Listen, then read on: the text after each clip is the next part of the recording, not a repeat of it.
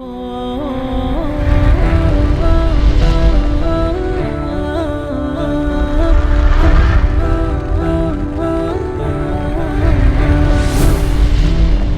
Mansu Musa, the richest man to have ever lived.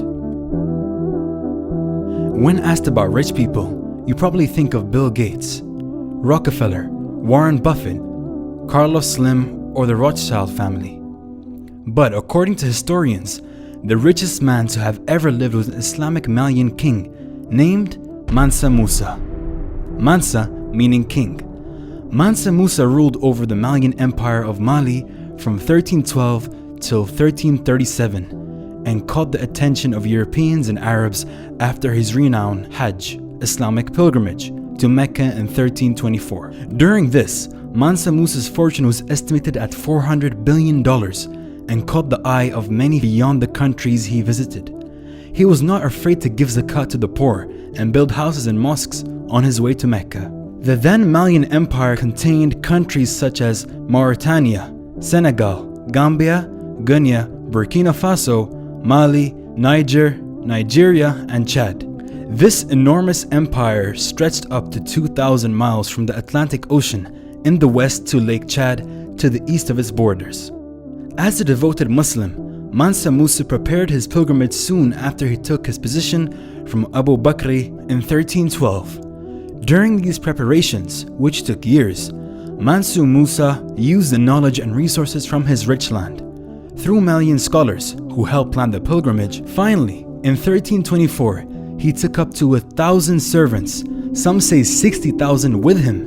They had more than 80 camels loaded with 300 pounds of gold and other needed goods with them for the trip of over 4,000 kilometers. Mansa Musa had 1,200 slaves with him, each carrying a golden adorned staff.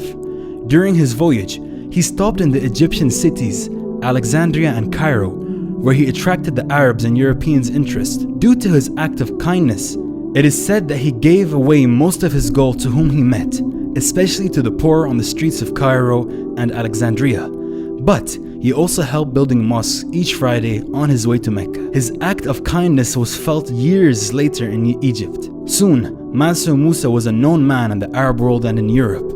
There have been tales from the Italian merchants and Egyptians about the sub-Saharan African Muslim king who was loaded with gold. This earned Mansa Musa a spot on the maps drawn by Arabs and Europeans. One of these maps were the Italian map. Coming back home, Mansa Musa brought with him Arab scholars, architects, and bureaucrats to help him build the historic building we now have in Gayo and Timbuktu. Timbuktu became a famous scholarly, cultural, and flourishing trade city in these years, a city to which people from Europe, Asia, and Northern Africa came to learn, trade, and live. The legacy of these Arab Andalusian architects consists of a few masterpieces like the Jinguerber Mosque, which is a part of the University of Timbuktu. It contains the Masjid of Sidi Yahya and Sankour. Other notable buildings are the Palace of Madagou and the University/Masjid of Gao. As the amounts of madaras and libraries grew together with the Islamic knowledge, at the same time, Islamic leaders in kingdoms increased the exchange of commerce, scholars, and poets. This made Timbuktu the center of Islamic studies and trade in sub-Saharan Africa. After Mansa Musa's death in 1337, his son Maghan I became Mansa. But his rule did not last as long. Attacks from Morocco and the kingdom of Songhai soon meant the downfall of this great Islamic kingdom.